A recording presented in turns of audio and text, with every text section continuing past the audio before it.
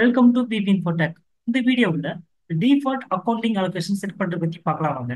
இந்த default accounting allocation எதுக்காக அப்படின்னு கேட்டிங்கன்னா, நம்ம இப்போ ஃபார் எக்ஸாம்பிளுக்கு நம்ம வவுச்சர்ஸ் போகிறோம், சேல்ஸ் செலக்ட் பண்ணுறோம்.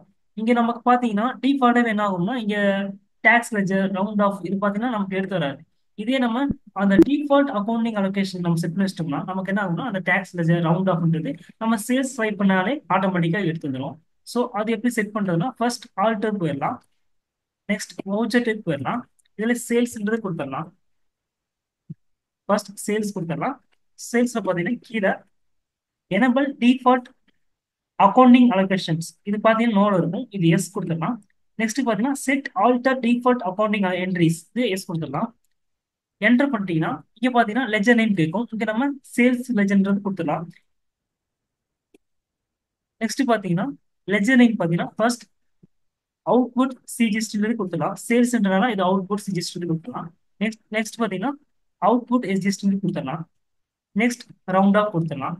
ஸோ இதே மாதிரி என்ன பண்ணிக்கலாம், நமக்கு தேவையான லெஜர் என்ன பண்ணிங்கன்னா இங்கே ஆட் பண்ணிக்கலாம். ஸோ இது ஆட் பண்ணிட்டோம்னா நமக்கு என்ன ஆகும்னா சேல்ஸ்க்கும் நமக்கு இது ரிஃப்ளெக்ட் ஆயிடும். இப்போ ரவுண்டட் ஆஃப் பார்த்தீங்கன்னா இங்கே டோட்டல் அமௌண்ட் ரவுண்டிங் கொடுத்துடலாம். இங்கே நார்மல் ரவுண்டிங் கொடுத்துடலாம்.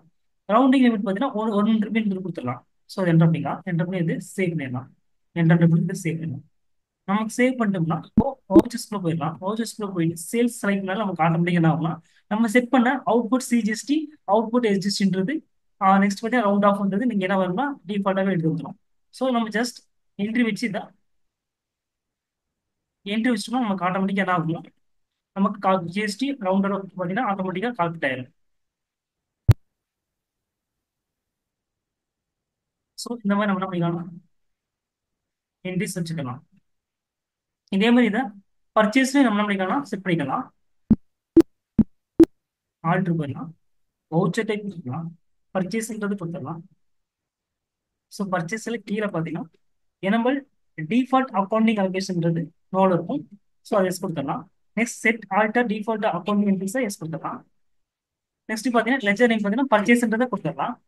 என்டர் பண்ணிடலாம். நெக்ஸ்ட் பார்த்தீங்கன்னா கீழே டேக்ஸ் அண்ட் லெஜர் நம்ம என்ன பண்ணிக்கலாம், இங்கே செட் பண்ணிக்கலாம். இன்புட் சிஜிஎஸ்டி இன்புட் எஸ்ஜிஎஸ்டி கொடுத்துடலாம்.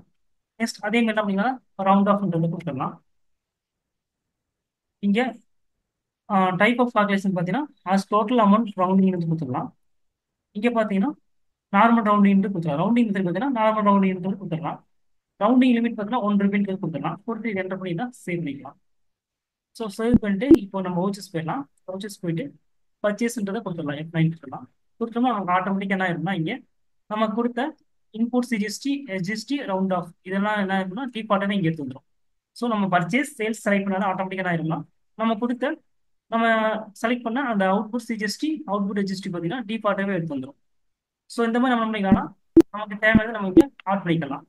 ஸோ இந்த வீடியோ உங்களுக்கு யூஸ்ஃபுல்லாக இருக்கும்னு நினைக்கிறேன். மறக்காம நம்ம சேனலை சப்ஸ்கிரைப் லைக் அண்ட் ஷேர் பண்ணுங்க. தேங்க்யூ ஃபார் வாட்சிங்.